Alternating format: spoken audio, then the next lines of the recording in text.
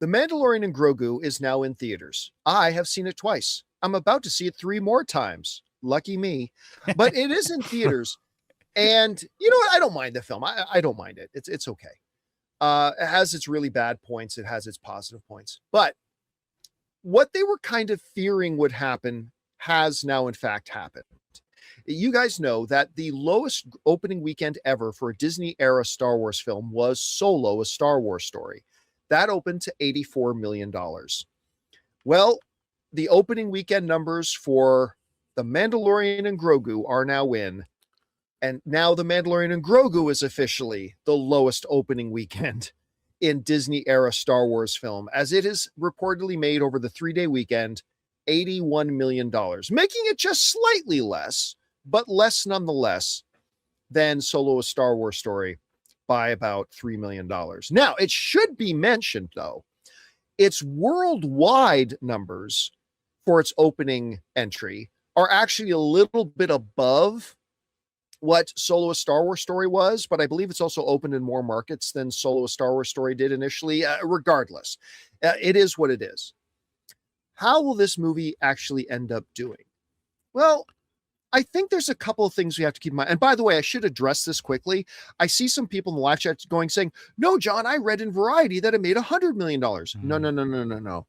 What you're reading is that because this is a 4-day weekend, a Memorial Day weekend, its 4-day total was $100 million. Yeah. But when you're talking about the official opening weekend, we talk about this all the time, every time there's a long weekend. The official opening weekend is still the official 3-day. And its official 3-day opening weekend is $81 million. You don't tack on the Monday, just like other movies don't get to tack on the Monday. So yes, for 4 days, it was $100 million, but its official opening weekend is $81 million, just to clear that up. At any rate, a couple things to keep in mind here. If almost any movie opened with an $80 million opening weekend, we would be talking about how on earth did it achieve such an amazing win? But because it's Star Wars, we look at it and say, it's pedantic. No. Well, yeah, to your point, Devil Wears Prada 2 was 70, I want to say 76, 77. And we were like, whoa. Yeah, and that was an amazing number for that. Now, granted, Mandalorian and Grogu is more expensive to make, absolutely. I think the grand total budget, they spent a lot on marketing. They spent a lot of money on marketing Mandalorian and Grogu. And I think the total production plus marketing costs came in around $300 million, which is still fairly reasonable. Like for a Star Wars film with a big, extensive, robust marketing campaign, that means this movie needs to come in around $450 million, $460 million to break even. I think it's doable because, you know, Rob, in as much as I didn't love the film, there are certainly elements of it that I really quite liked and a number of elements that I really didn't like. But despite the fact that it's gotten mixed critical reaction, the audience reaction has been fairly positive. Like it was, last I checked, it was in the high 80s. Yeah.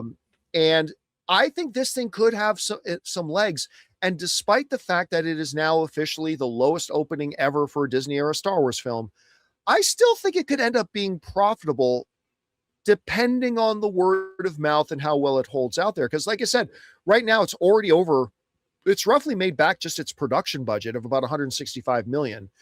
So it still has a long way to go, but I think it's possible that it could get there. I think at the end of the day, we may not be looking at this movie in terms of it being a failure financially, like we do when we look back at Solo, a Star Wars story, but that remains to be seen. We want to take a second to thank a sponsor of today's video, Pocket Hose. Guys, I'm excited to tell you about the world's #1 expanding garden hose and their brand new product, the Pocket Hose Ballistic. As you guys can imagine, I'm not exactly gentle with my gear. I drag hoses across concrete over the pool, yank them around corners. I even coil and uncoil them all the time to put them in my camper van when I go out on my movie meetups. And generally speaking, a lot of them don't last. But the Pocket Hose Ballistic has been a totally different story for me. It's incredibly durable, super lightweight, and just makes the whole job easier. One of my favorite things is how simple it is to use. You turn the water on, it expands. Turn it off, it shrinks right back down to pocket size. And it's reinforced with a liquid crystal polymer, the same kind of material used in bulletproof vests. Plus, it comes with the pocket pivot, which gives you 360-degree rotation at the spigot so it moves with you instead of fighting against you. And now, for a limited time, when you purchase a new Pocket Hose Ballistic, you'll get a free 360-degree rotating pocket pivot and a free thumb drive nozzle. Just text Campea to 64,000. That's CAMPEA to 64,000 for your 2 free gifts with purchase. Text Campea to 64,000. Message and data rates may apply. Anyway, Rob, the movie made just over $80 million on its opening weekend. Do you think it can get to that break even and profitability point? Are you surprised it came in where it did? What are your thoughts on it? You know, I'm really not surprised about where it's at, because as we've talked about for weeks, if not months, the show really was an extension of the TV series. I was hoping, we talked about last week, that it would be more like what we got when X-Files Fight the Future came out. 5 seasons of a TV show, then it jumped to the big screen. It felt different.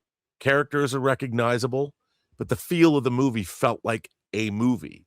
And while this did deliver some big screen, great vistas, and some great imagery, the overall story, it still felt like we were watching television, because it didn't have this kind of storytelling that a movie sets up, especially.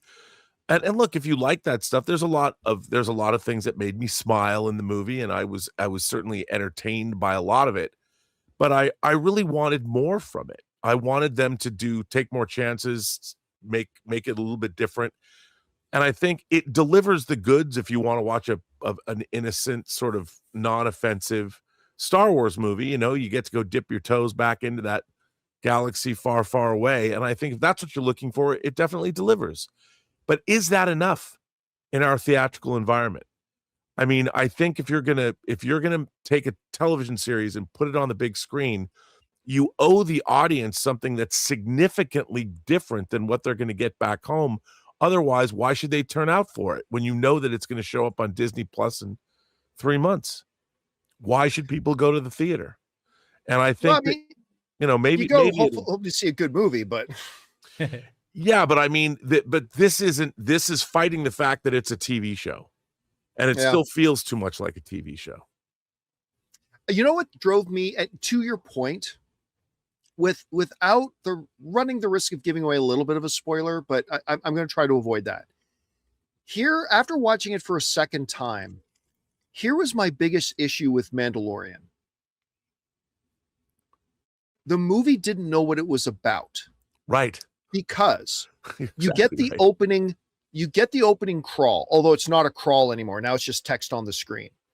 And it tells you, here's the Mandalorian. This is what it's about.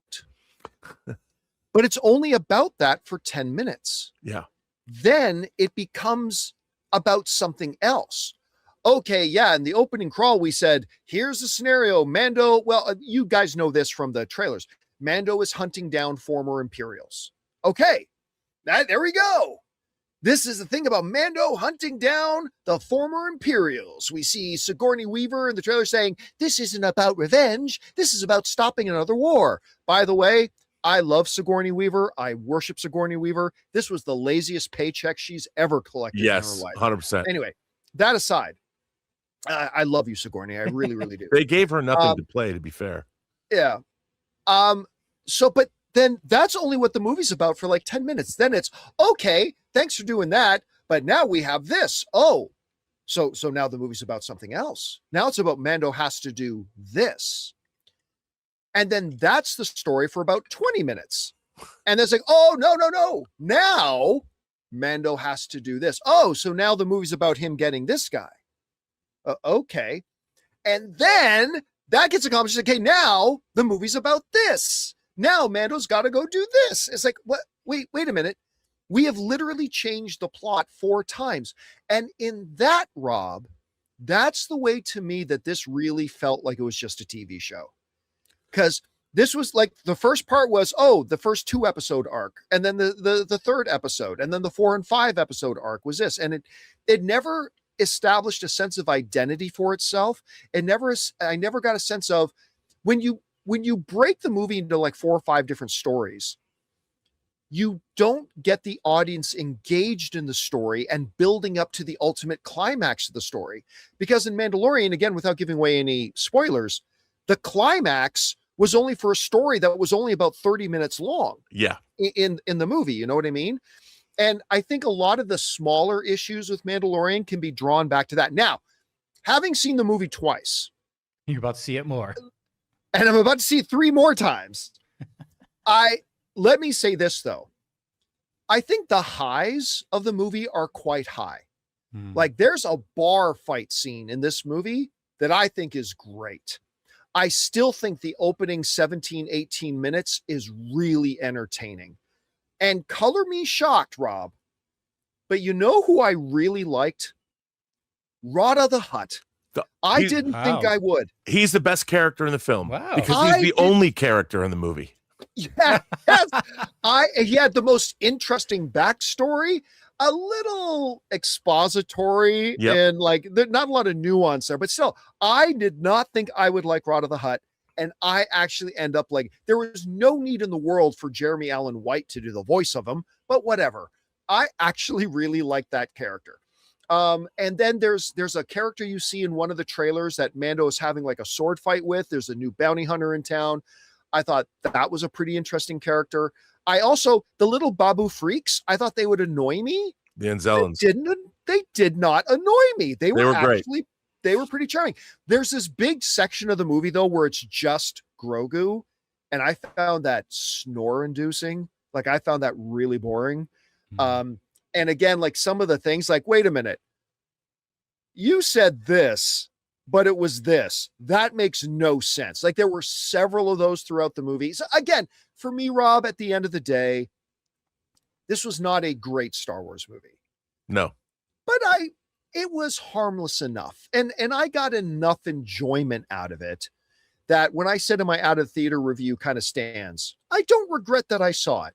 Do I regret that I have to see it 5 times? I don't know. Ask me that next week. If only Masters of the Universe was coming out earlier, you could have mixed it up. Dude, get this. True story. So, my